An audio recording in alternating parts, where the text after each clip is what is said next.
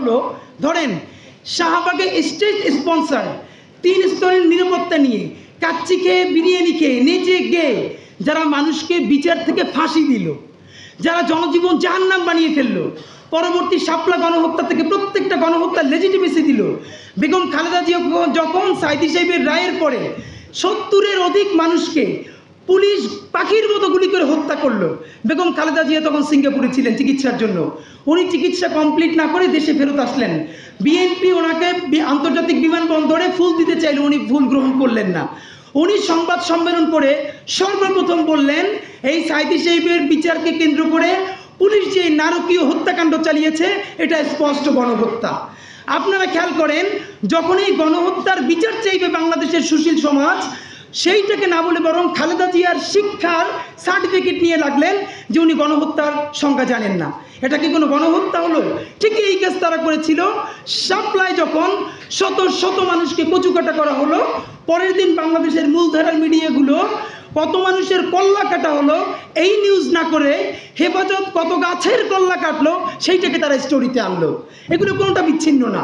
সুতরাং এই coat unquote তথাকথিত সুশীলেরা তখন খালেদা জিয়ার শিক্ষা নিয়ে পড়েছে, বিএনপিকে নিয়ে পড়েছে, জামাতকে নিয়ে পড়েছে, বাংলাদেশের পক্ষে যে দাঁড়িয়েছে প্রত্যেককে তারা ইতিহাস থেকে নাই করে দিয়েছে।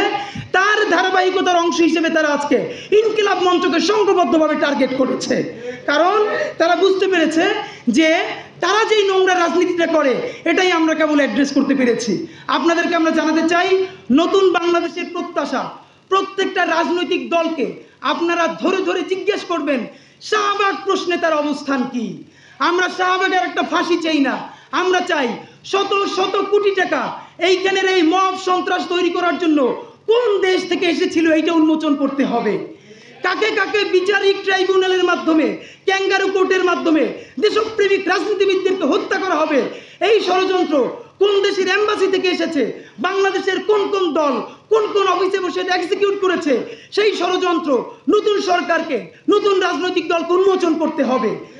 আমরা বলতে চাই রিকনসিলিয়েশন মানি, নতুন বাংলাদেশ চাই, তবে ইনক্লুসিভ বাংলাদেশ প্রশ্নে হিন্দুত্ববাদী আগ্রাসন মানি না। আবারও বলছি, ইনক্লুসিভ বাংলাদেশ চাই, এই বাংলাদেশে সকলের মালিকানা চাই, কিন্তু সেই বাংলাদেশে শাহবাগের বিচার করে তারপরে রিকনসিলিয়েশনে যেতে হবে। বাংলাদেশ জিন্দাবাদ, ইনকিলাব জিন্দাবাদ।